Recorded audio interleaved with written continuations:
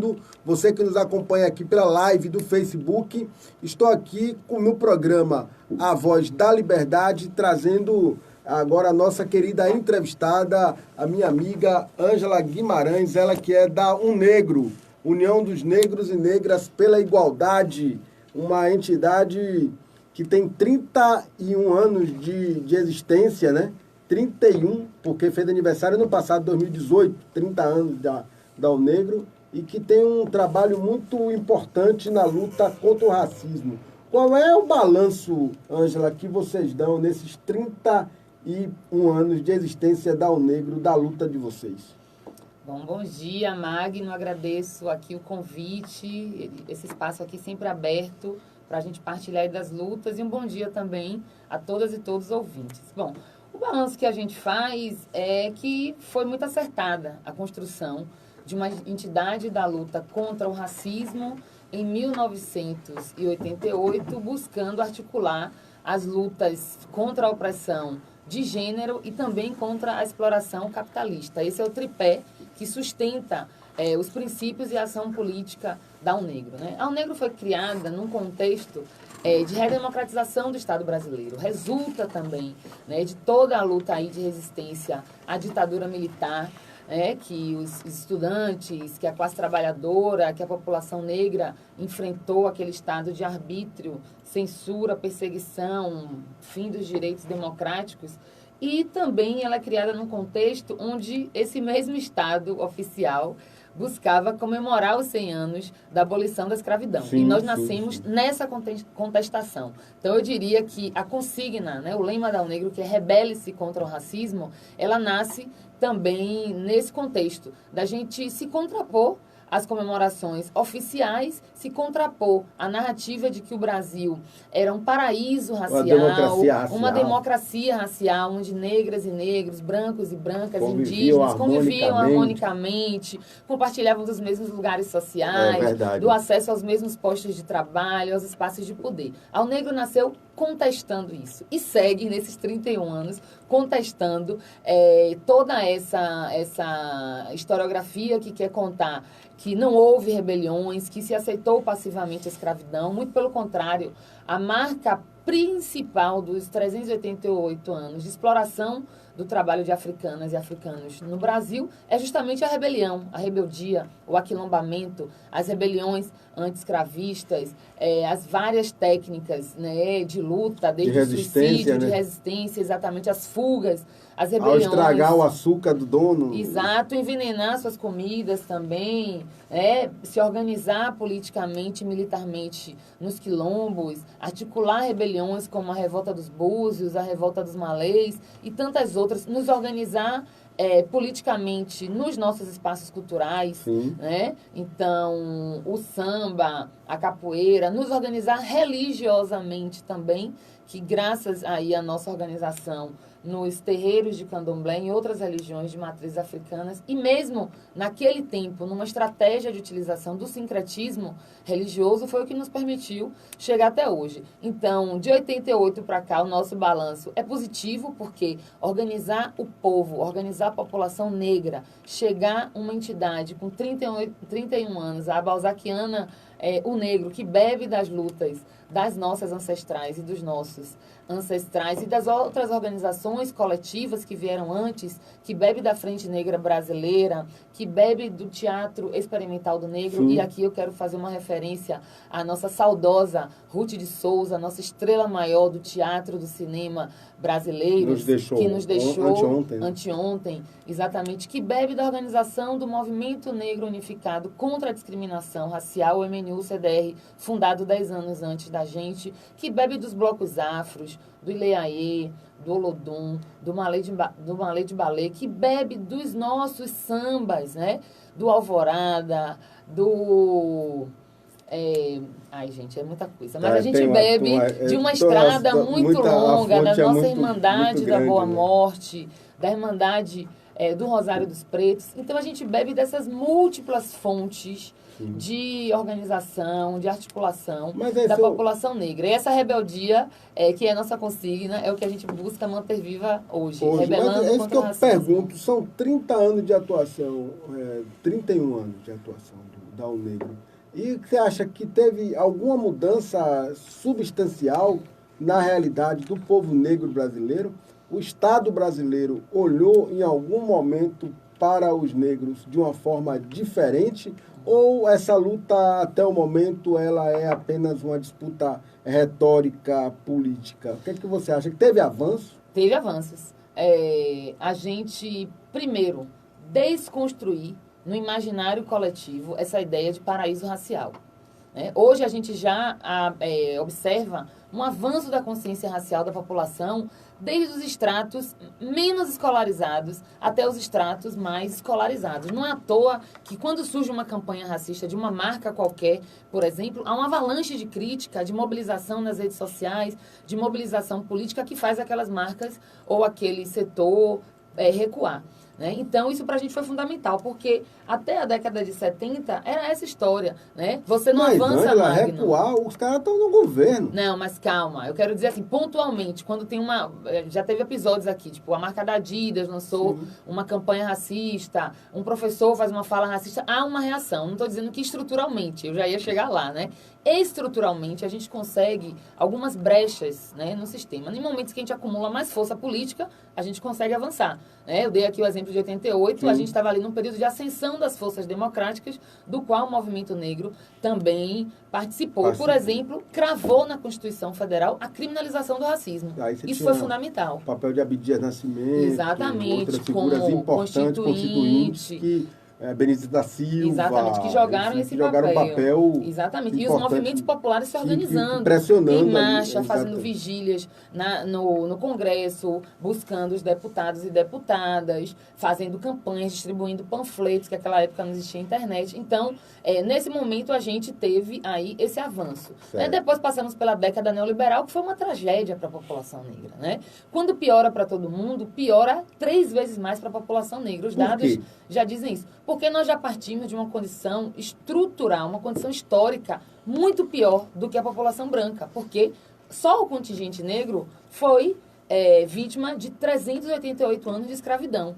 E na chamada abolição, que nós chamamos de uma abolição completa, inacabada, né, nós não teve essa integração dessa parcela da população negra.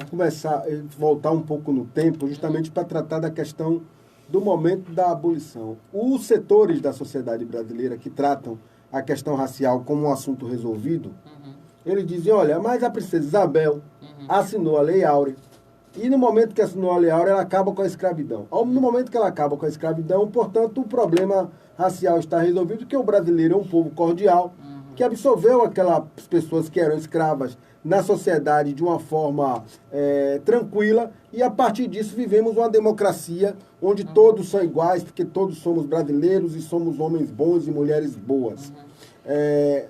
Por outro lado, o próprio movimento abolicionista tinha suas diferenças. Sim. Tinha os monarquistas abolicionistas, tinha os republicanos abolicionistas, e a princesa Isabel, inclusive, representava ali, segundo a historiografia, um setor que queria até indenizar os escravos após a abolição. Tem setores da historiografia que dizem isso, mas que perdeu a dividida interna no Império para os banqueiros que não queriam botar a grana, enfim, não conseguiu. Como é isso mesmo? Qual é a visão da Negro daquele momento da abolição da escravatura?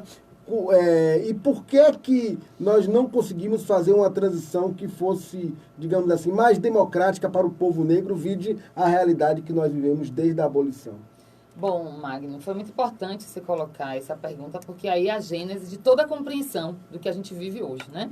Bom, primeiro que nunca houve cordialidade no povo brasileiro. O que a gente está vivendo hoje é resultado de séculos de exploração, sequestro, tráfico humano, superexploração, torturas, estupro colonial e outras. Essa ideia de uma alma boa e generosa é uma ideologia da classe dominante para poder amortecer os conflitos dos que, como o Boaventura Souza Santos fala, dos de baixo, dos que não têm nada, pressionando os de cima. Então, é uma ideologia, é um escamoteamento da realidade, né? Uma distração, um distracionismo para poder querer explicar querer naturalizar as nossas desigualdades históricas. Então, no contexto da assinatura da da lei que aboliu a escravidão, da abolição da escravatura pela princesa Isabel. Primeiro que nós não a consideramos uma personagem histórica relevante, porque foi um ato de ofício, né, num contexto onde parcelas expressivas dos africanos e africanas e seus descendentes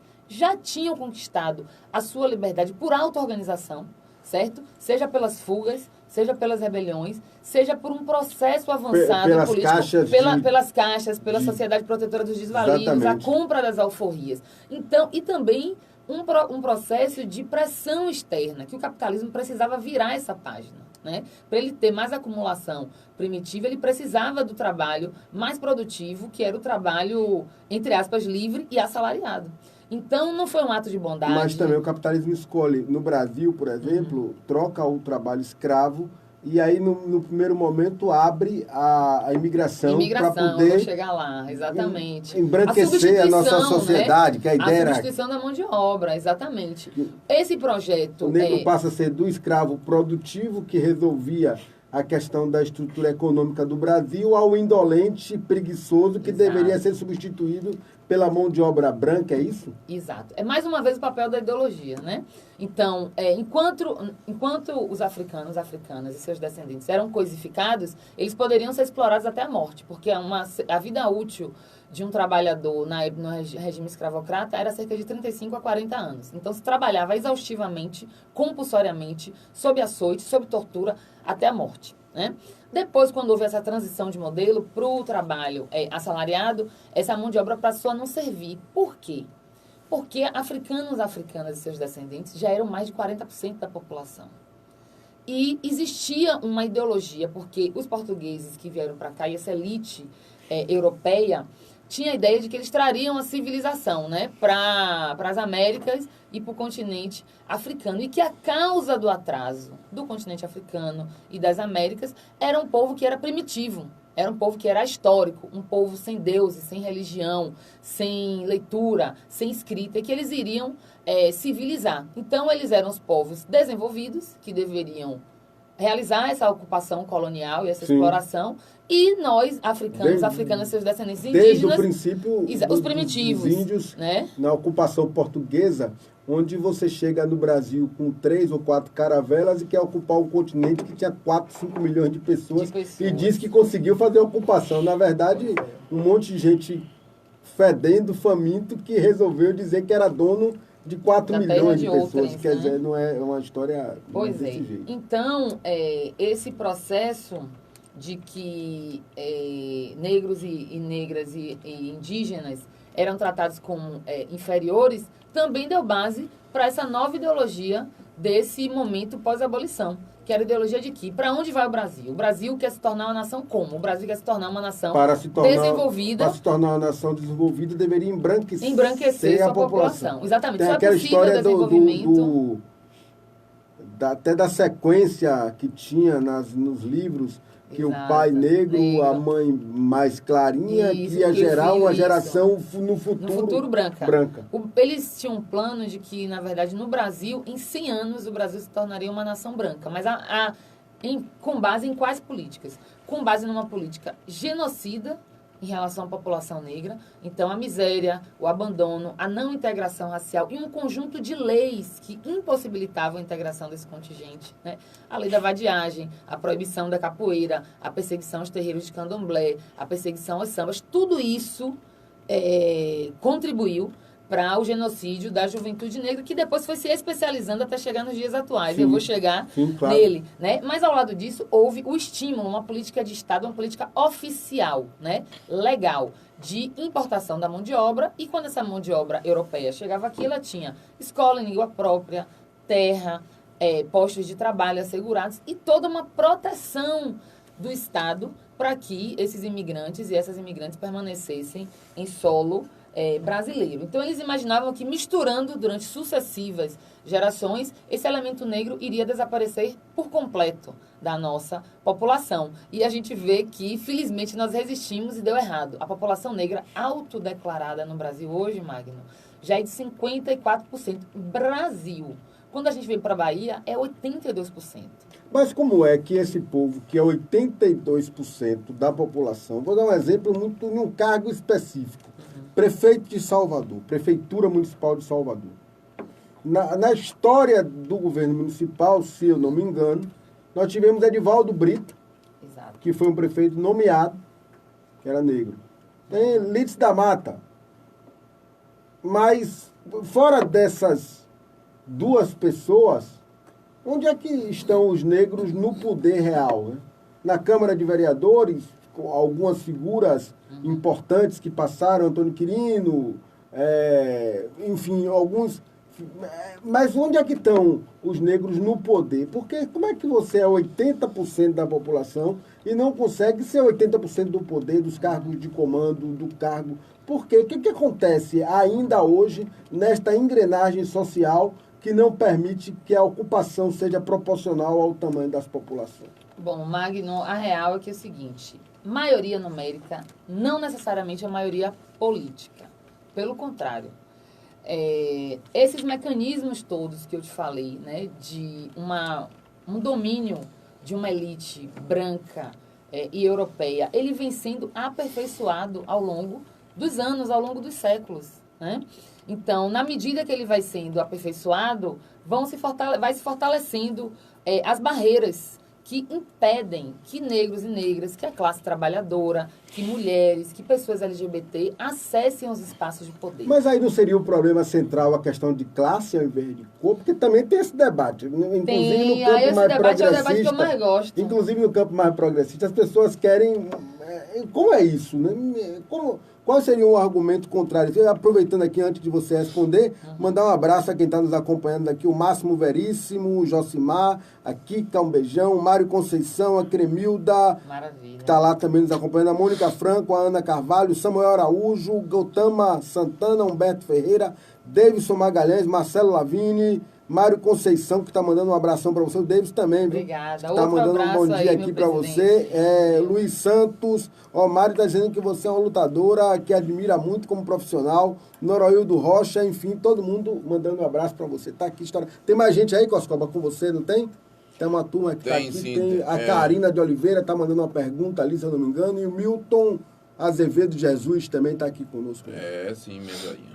A Karina está fazendo uma pergunta aí, mano. Uma pergunta, tem um texto. Dá uma olhadinha para ver daqui a pouco o ouvinte quiser participar. É uma vergonha essa nova proposta do desgoverno, o FGTS. Sempre foi a principal poupança do trabalhador que tanto... que tendo a sua força de trabalho explorada pelo empregador. Ela está dizendo também que Ângela Guimarães é uma referência na defesa, né, das lutas do povo negro, das mulheres negras aqui. A Ângela sendo homenageada firmemente aqui no programa. Obrigada aí, ouvintes.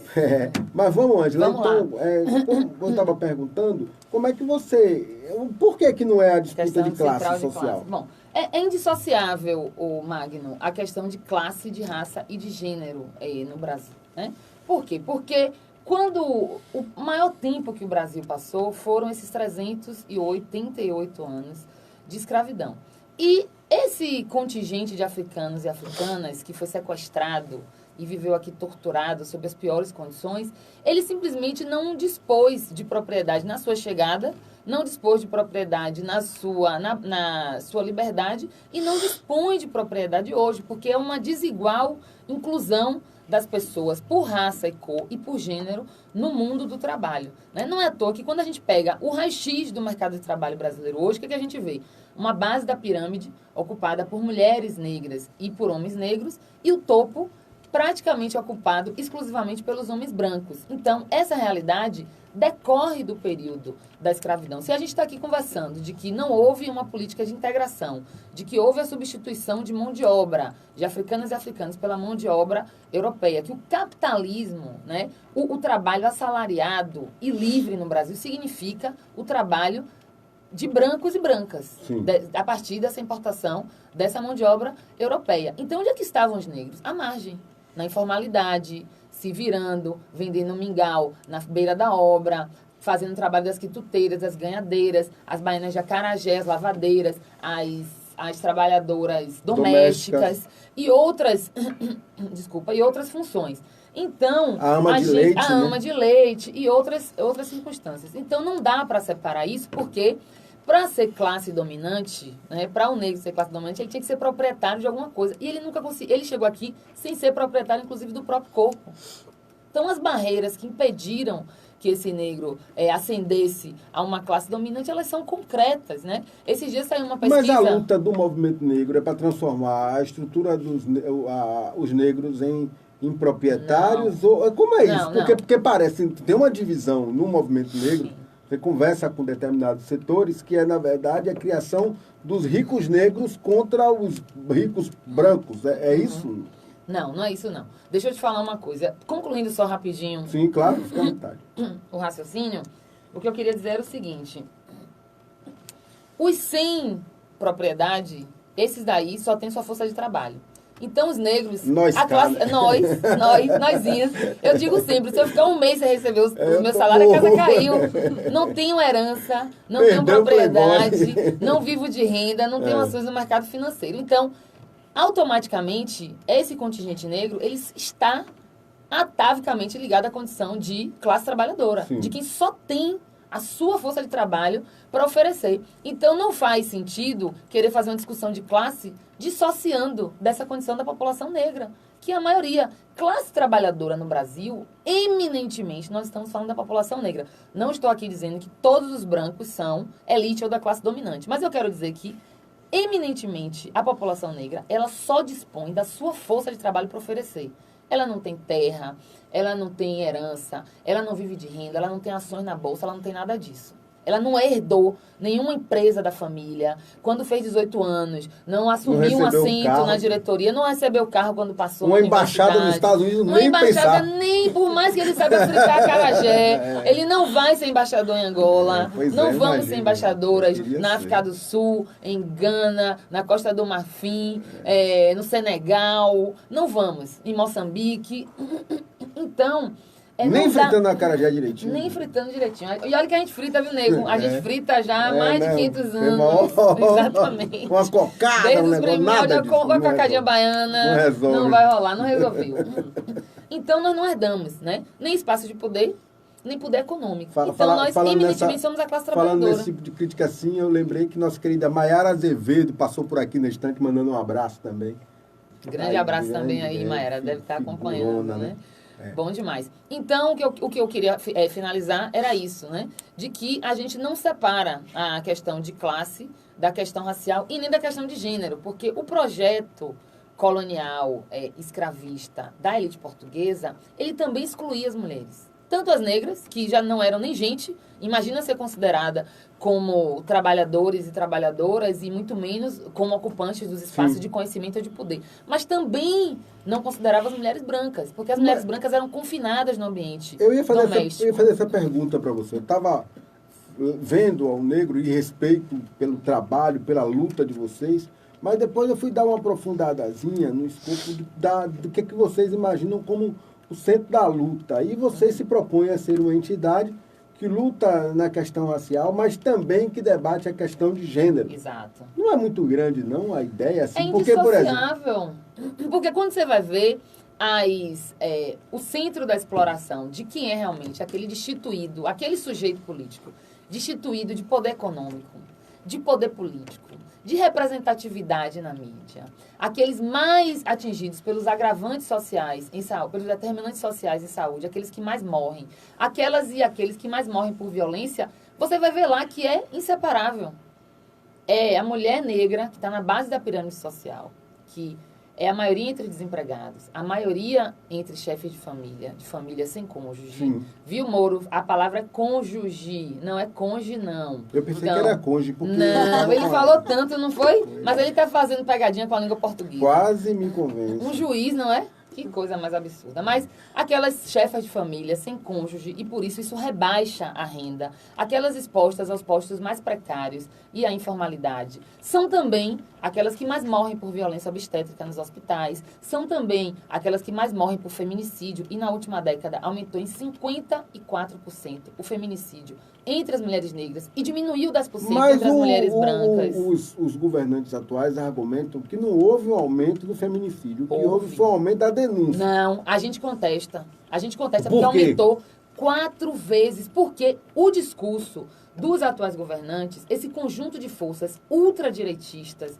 reacionárias e neocolonizadoras, porque eles querem devolver o Brasil a uma situação econômica da época da colonização portuguesa, né? Onde o Brasil só planta, naquela época, só plantava cana-de-açúcar para exportar e pau-brasil. E hoje eles querem a mesma coisa, plantar laranja, plantar soja, exportar, a gente não beneficiar, não incorporar tecnologia, não gerar emprego, não desenvolver a indústria nacional, não fazer nada disso. Mas a visão dessa turma, eles têm um discurso belicista. Todas as palavras que saem da boca do presidente, da boca daquele ministro da Educação, do ministro das Relações Exteriores, da ministra Damares, que fala uma bobagem atrás da outra, um absurdo atrás da outra. Eu acho que eles têm outras fixações também. Tem também. São muitas coisas mal resolvidas, né? Tem um amigo meu, que é o comediante Yuri Marçal, sim, que ele tem uma campanha assim: por favor, façam terapia. Eu nunca te pedi nada. Vá lá, gente, não custa nada. Façam terapia. Eu acho que se a gente tivesse mais gente terapeutizada, o Brasil estaria um pouquinho melhor. Mas, então, vou retomar aqui. Qual é o discurso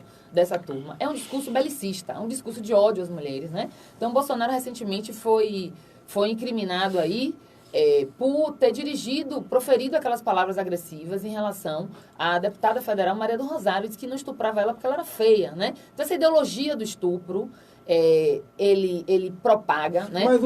Mas o que me impressiona não é nem o que sai da boca daquele rapaz, é a questão da quantidade de seguidores que tem aquelas teses. Então, no final das contas, ele não representa aí um sentimento da maioria da população, você não acha isso? Olha, com relação, porque as pessoas votaram nele, e votaram mesmo. Claro. Né? Mesmo eles contestando a urna eletrônica como eles diriam que era instrumento de dominação da esquerda, enfim, a urna eletrônica elegeu o Bolsonaro. E aí pararam de contestar a urna eletrônica, né? Tão contraditório. Eles são mais de contradições, mas perceba, eu não diria que é uma maioria eleitoral, talvez, né? Porque a gente teve uma parcela muito grande, 81 milhões de pessoas que, entre os que votaram em Haddad, votaram em outro projeto, os que não votaram, os que votaram em branco. Certo? Ele teve 57 milhões de votos e 81 milhões de pessoas não votaram nele. O que é que desequilibrou? Correto. As pessoas que votaram em branco e as pessoas que não votaram. Correto. Se tivesse tomado uma opção anti-Bolsonaro,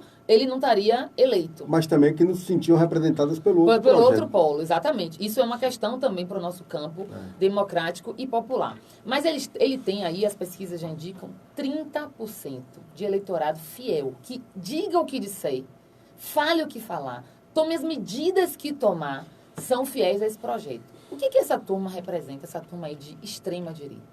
É uma turma forjada por séculos de ódio aos negros, de ódio aos pobres, de ódio às mulheres, de ódio às pessoas LGBT. Não é assim. E Hélio Negão, que está lá do lado dele o tempo todo. Não, mas ser negro não significa ser antirracista, Magno. Por que não?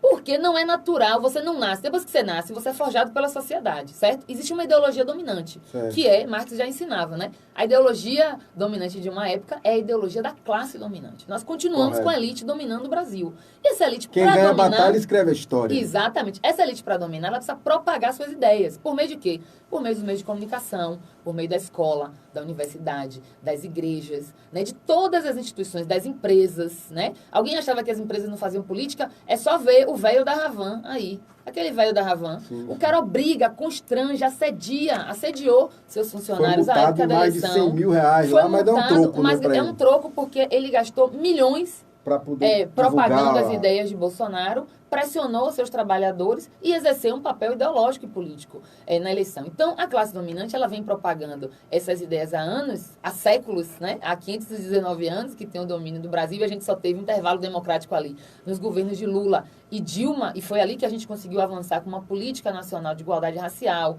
uma política nacional para as mulheres, uma política nacional de juventude e todo esse arcabouço do estado de bem-estar social que estava ainda nos seus degraus iniciais. Mas, voltando, o Hélio Negão, ele é fruto desse processo, né? Um cara militar, né? A gente sabe como é que a ideologia das escolas militares, né? Em 1991, 3 anos depois da UNEG ter sido fundada, a gente publicou um documento oficial da gente, denunciando um documento da Escola Superior de Guerra do Exército, que tinha lá toda a ideologia do que o Brasil deveria ser nos próximos 100 anos, porque também tem isso, as classes dominantes, né? Adora projetar o Brasil para os próximos 100 anos, né? Eu falei de 1888, agora eu vou falar de 1991. Nesse documento da Escola Superior de Guerra, ele dizia, né, que o Brasil precisa ser governado apenas para 30%.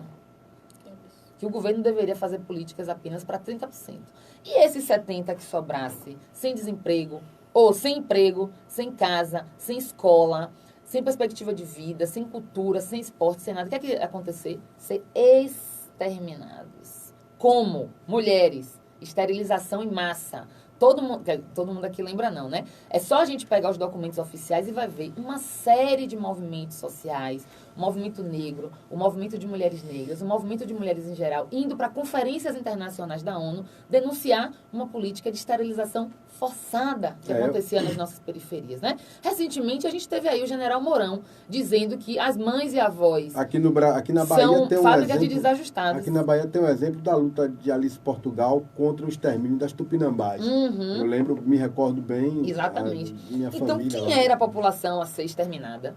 Negros e negras indígenas. Aqueles que não eram o espelho da elite. Aqueles que têm suas vidas descartáveis. Mas essas vidas são descartáveis desde o início da colonização portuguesa.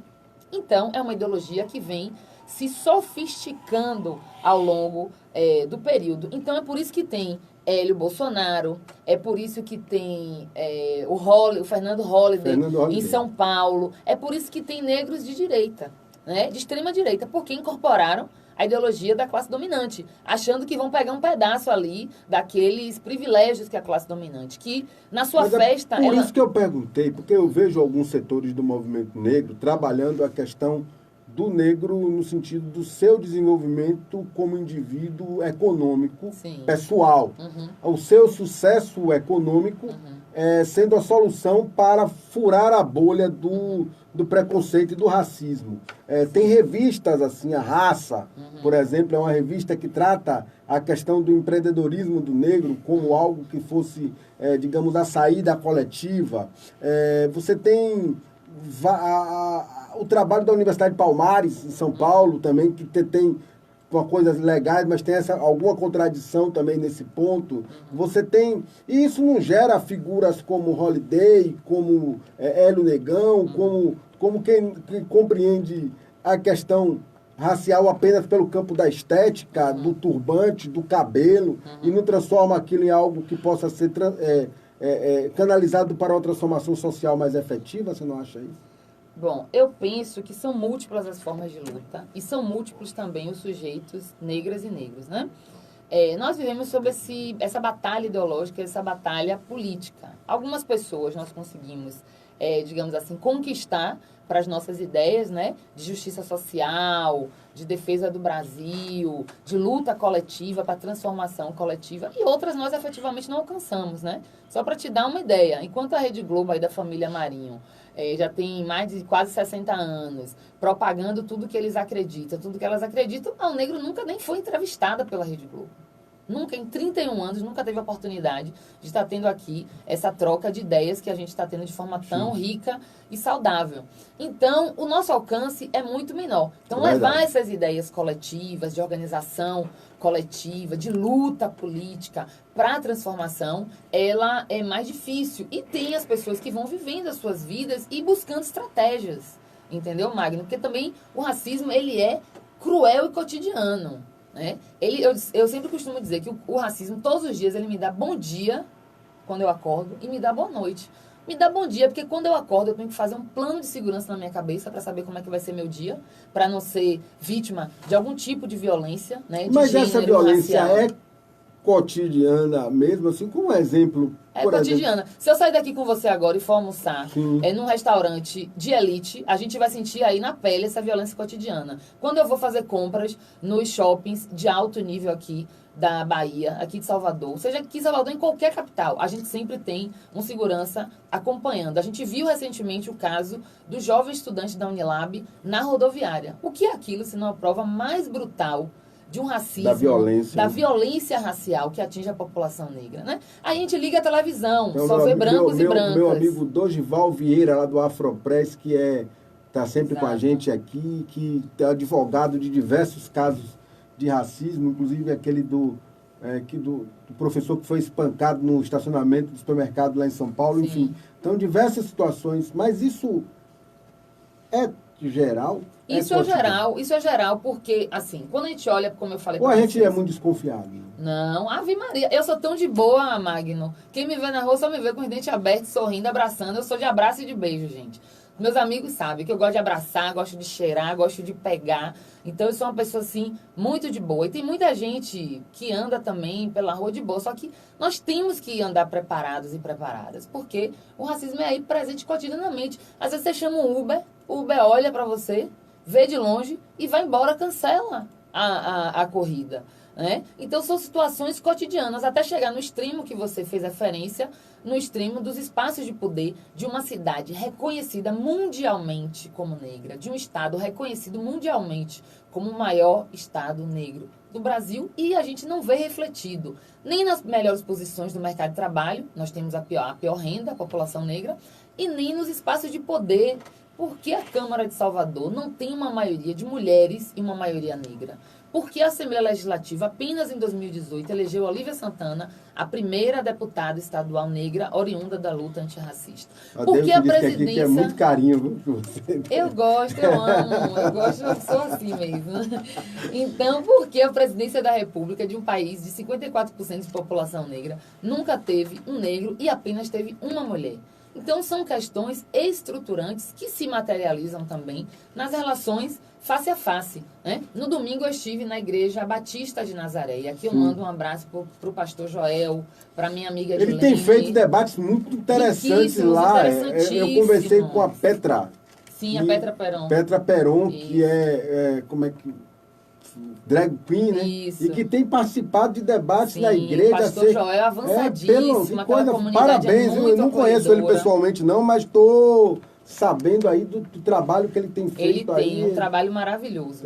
E lá naquela ocasião da conversa que a gente fez na Igreja Batista de Nazaré, alguns casos desse racismo face a face foram ilustrados por membros da própria igreja. Uma irmã lá da igreja falou o seguinte: existia um programa de televisão aqui da turma que ligava à igreja e que saía toda semana uma caravana. E toda semana eu botava meu nome na caravana.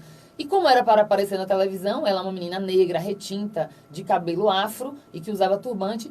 Todas as semanas ela era excluída. Até que ela começou a prestar atenção naquilo. Porque pessoas que não tinham se interessado antes já tinham ido. Porque pessoas brancas já tinham ido. Porque pessoas com menos engajamento na igreja já tinham ido. E menos ela. Então esse racismo, além da estrutura da sociedade, ele se traduz no face a face. Eu vou te dar um segundo exemplo. Pois não, Você lembra que eu trabalhei na Presidência da República, na Secretaria-Geral da Presidência. Né? Como secretária adjunta de Juventude. Eu tinha que frequentar o Palácio do Planalto quase que diariamente. E eu, mesmo estando com meu crachá pendurado, mesmo estando com meu botão de autoridade, eu fui parada, eu trabalhei na presidência em 6 anos. Eu fui parada todos os dias pelo segurança do Palácio do Planalto. Todos os dias. Eu estando com botão, estando acompanhada de outras autoridades, e estando de crachá. Eu era pedida para me identificar. Então, nesse caso aí, o governo agora está mais tranquilo, porque o pessoal entra até com coisa no avião e não tem problema, né? Ou seja, você era parada todos os dias. Todos os dias. Então, o bom dia que eu falei que o racismo me dava era esse, né? O bom dia que o racismo me dava era esse. E o boa noite era quando eu ia jantar em algum restaurante, que você sabe que em Brasília a gente precisa ficar ali naquela coisa de jantar com várias pessoas. Exatamente. Comer churrasquinho na falta de esquina de Brasília. Mas assim, a gente ia para algum restaurante e via a diferença no tratamento. A demora, o desleixo, a nossa mesa que nunca era atendida. E mesmo aqui em Salvador. Por isso que eu digo, o racismo, ele é uma ideologia dominante, é um sistema ideológico também.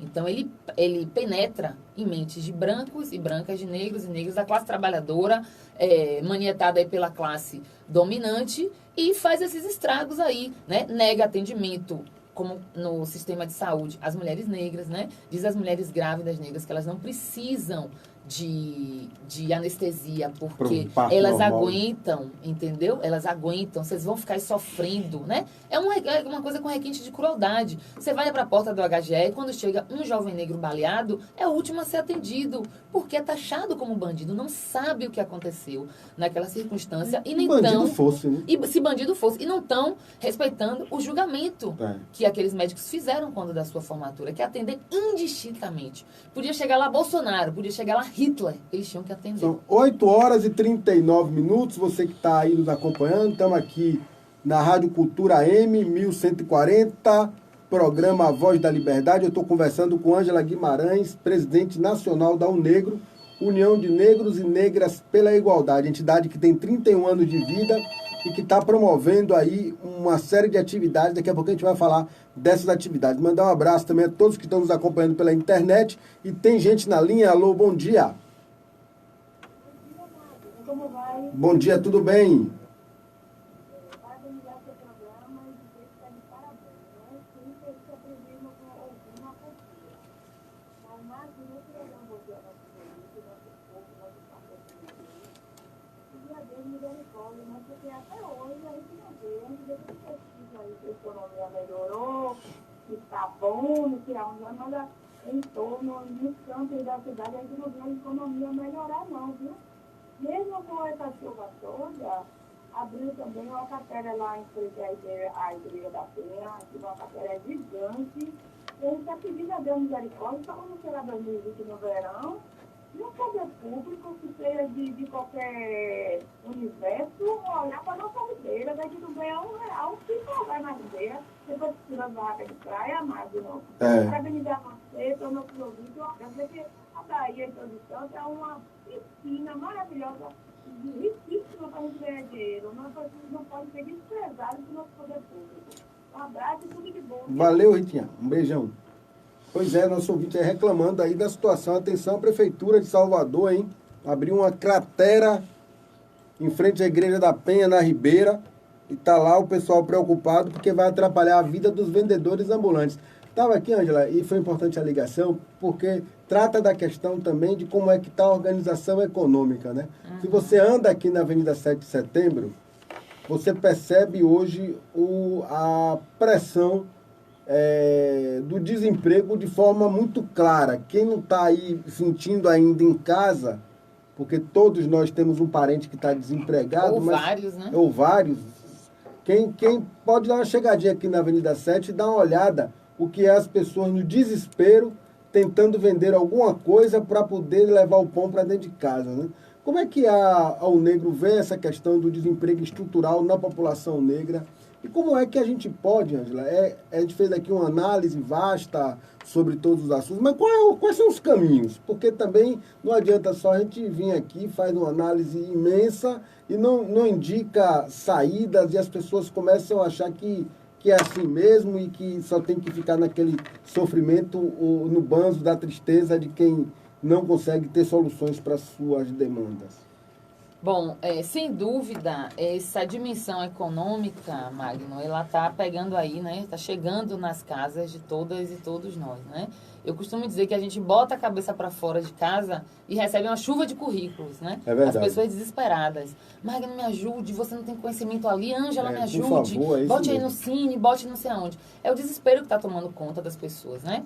Ontem eu fui ali na Biblioteca dos Barris e em 5 minutos que eu parei para comer um salgado num lugar, 3, 4 pessoas me abordaram, pedindo, né, coisa para comer, pedindo para ajudar a arranjar um emprego, a fazer um trabalho, e etc. Então, essa dimensão ela não pode ser desconsiderada, e ela está sendo absolutamente desconsiderada no plano nacional, que a gente está aí com 14 milhões de desempregados e 28,5 milhões de pessoas que gostariam de estar ocupando mais seu tempo com alguma atividade produtiva e não encontram. Eu acho também que esses índices, quando fazem um cálculo de desemprego apenas por quem está procurando um emprego, é um negócio meio esquisito. Nós temos uma população de quase 40 milhões de pessoas que estão aí ou sem fazer nada, ou subempregadas, Exato. ou trabalhando de Uber, ou exatamente. trabalhando de, como é que chama aquele negócio de entrega de bicicleta? Uber Eats, Uber né? Eats, não sei o quê, morrendo nisso. E nós estamos numa situação de caos nesse ponto. De caos, né? A cada mês, né, fecham muitos postos de emprego no Brasil inteiro. E, felizmente, a Bahia tem buscado estar na contramão, né? Realizando grandes obras, dinamizando a sua política de intermediação de mão de obra, de qualificação profissional, para poder fazer frente aí estimulando o empreendedorismo individual e coletivo, porque nessa crise do emprego formal, as pessoas precisam, de fato, sobreviver com algum tipo de dignidade, mas o fato é que Salvador é um negócio enlouquecedor, né? Já teve várias teses estudando aí a dinâmica econômica da cidade, e a gente não vê esforços para estruturar coisas que são vocações, ou que são ocupações que estão ali, né, à disposição do poder público municipal poder organizar, né? Eu vou dar algumas dimensões, né? Mas nossas autoridades compreendem a economia de Salvador, você acha isso? Não estou falando do ponto de vista geral mesmo, assim como militante do movimento social. Eu acho que não dão tanta importância, sinceramente. Eu olho para Salvador, por exemplo, né? Eu passo por Salvador 18 horas. Aí eu vejo aquela quantidade imensa de lixo produzido, né? E que tem ali resíduos sólidos que poderiam ser coletados, né? Para passar pela... Existir uma coleta seletiva de lixo, uma reciclagem, um reaproveitamento e etc. E simplesmente essa política de resíduos sólidos municipal, ela não existe, né? E seria uma área para engajar centenas de milhares de famílias, né, com a geração de trabalho e renda para essas famílias e também para diminuir o impacto ambiental dessa exacerbada produção de resíduos sólidos que nós temos na cidade. Você vai ali do lado dessas lojas do comércio ou do lado dos supermercados, são caixas e mais caixas de papelão,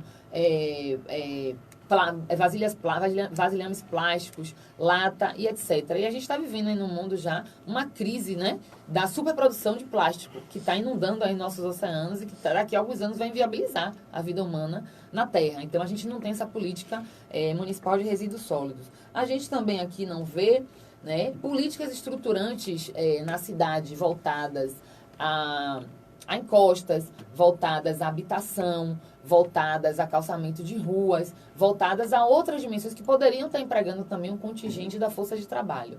A nossa vocação para uma cidade da música, da cultura, das artes, também não tem uma organização econômica a contento, né? É muito pelo que as produtoras, os artistas conseguem fazer. Não tem uma atenção. E tem uma hipervalorização dos artistas mais famosos quando a base ela é abandonada. Você tem uma banda, vive a míngua, né? Toca no carnaval, ela passa 2 anos, um músico médio, para receber um ano para receber o cachê do carnaval, que é isso, Coscoba, você que é produtor. Tem uns amigos meus aí que tá marcando aí para reclamar com a Baiatussa aí, tem cachê aí de 2 anos mesmo. Brincadeira, quer dizer, aí como é que você distribui a renda? A renda, exatamente. E de forma permanente, porque assim, a Salvador e a Bahia têm um grande potencial turístico, né? E se você pega assim, a agenda de cidades como São Paulo e Rio de Janeiro, esse potencial turístico é muito aproveitado para além da cadeia hoteleira e outras áreas de consumo como restaurante, etc., também para o desenvolvimento da sua economia criativa. Então, Você vai no Rio, em São Paulo, é de domingo a domingo. Tem grandes espetáculos de teatro, grandes shows musicais, grandes concertos, grandes orquestras, tem tudo, né? Festivais de cultura popular, festivais de samba.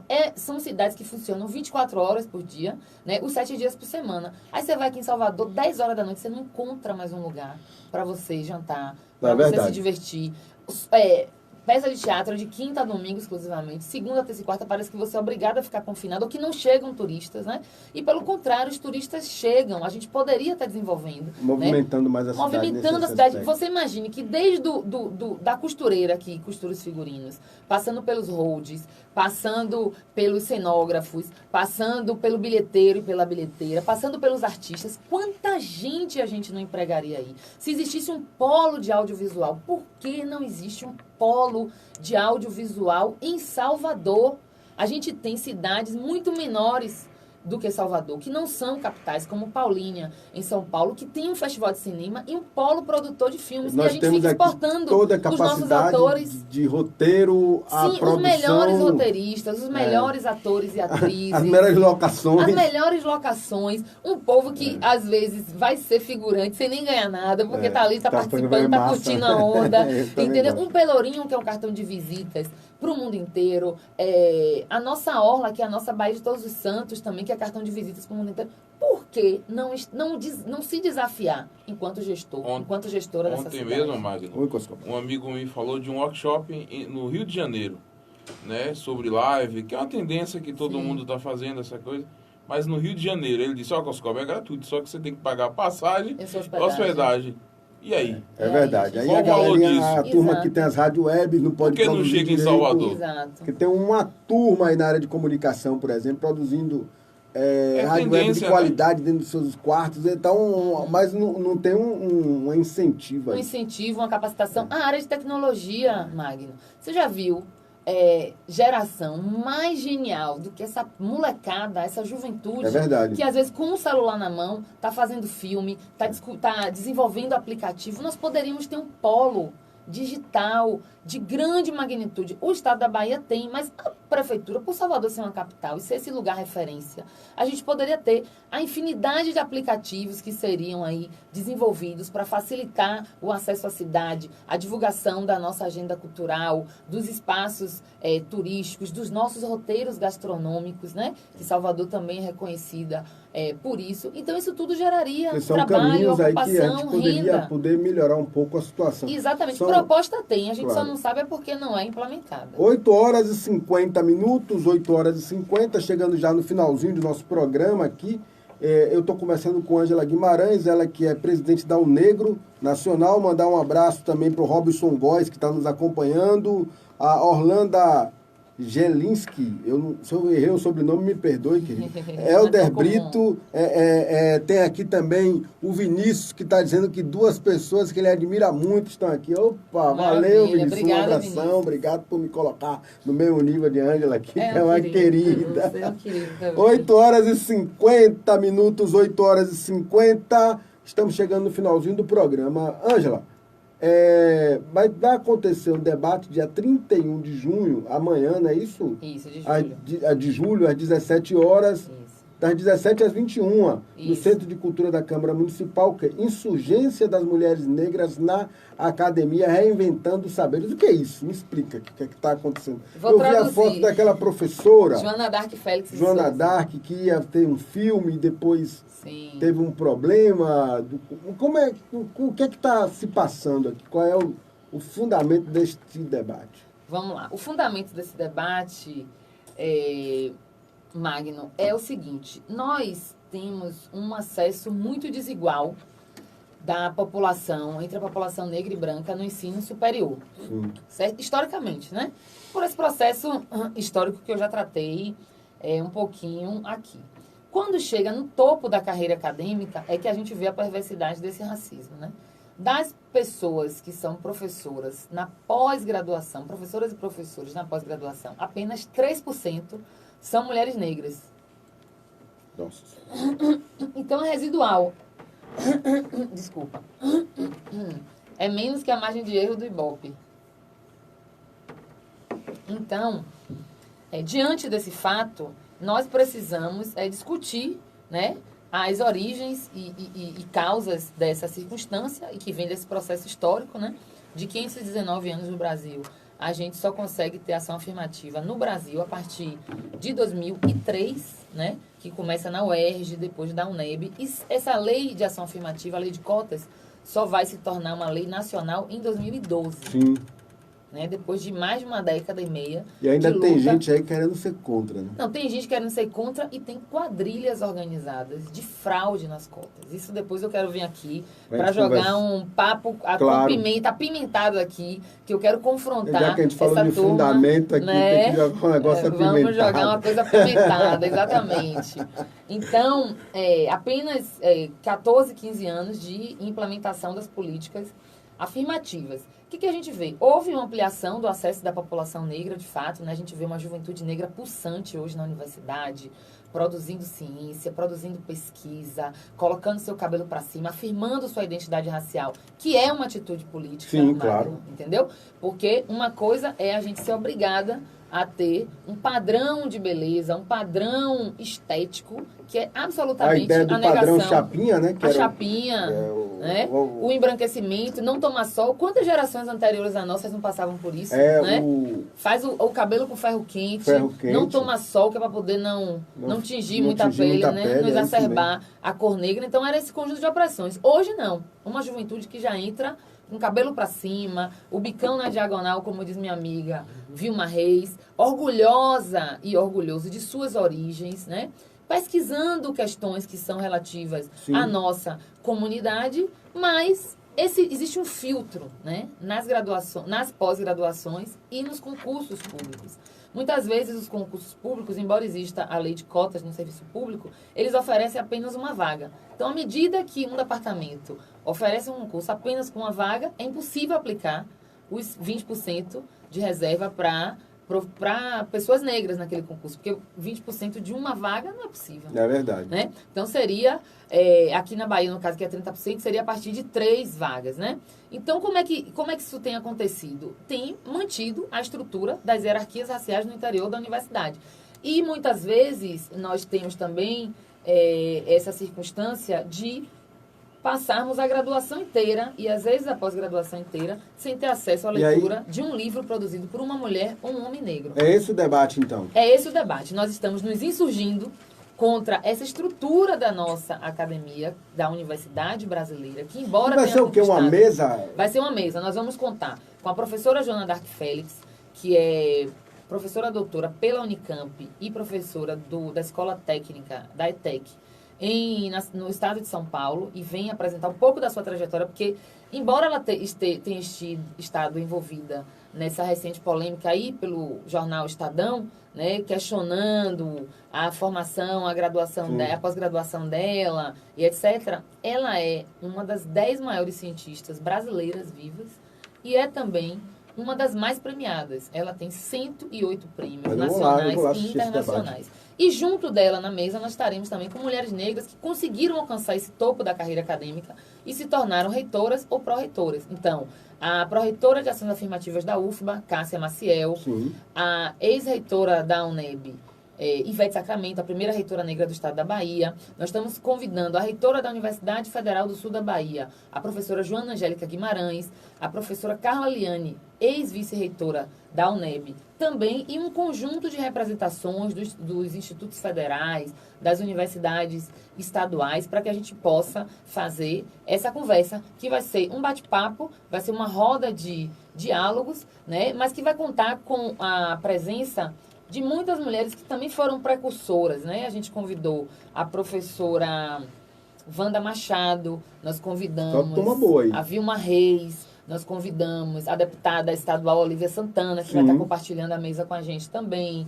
Nós convidamos a professora Lívia Natália, do Instituto de Letras da UFBA. Nós convidamos também as nossas matriarcas, que são também mulheres com grande sabedoria, mas que não passaram pela universidade. Então, a Ebominice, a Equedicinha, a mãe Jacira, a mãe Jaciara. Nós estamos convidando um conjunto dessas mulheres que fizeram do conhecimento, da educação, uma estratégia, né, de superação das desigualdades. Então vai ser no Espaço Cultural da Câmara de Vereadores. Ali embaixo da Prefeitura.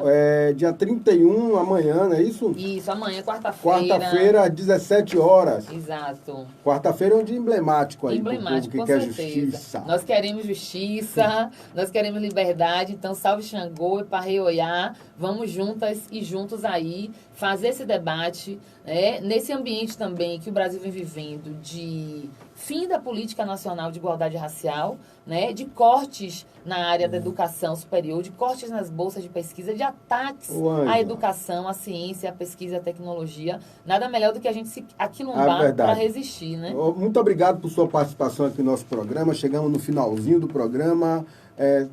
O pessoal deu um alô, uma despedida dos nossos ouvintes. Eu agradeço mais uma vez a oportunidade, Magno. Agradeço também a toda a turma que acompanhou aí pelo rádio e também pelas redes sociais. E reforço o convite. Amanhã, 31 de julho, a gente está concluindo o Julho das Pretas, que é essa grande celebração em torno do Dia Internacional da Mulher Negra, Latino-Americana e Caribenha. Estamos encerrando com esse debate. Vamos receber com muito carinho e também fazer uma grande homenagem à doutora Joana Dark, que foi alvo também aí de ataques racistas nas redes sociais em decorrência da matéria do Estadão. Valeu, Ângela Coscoba.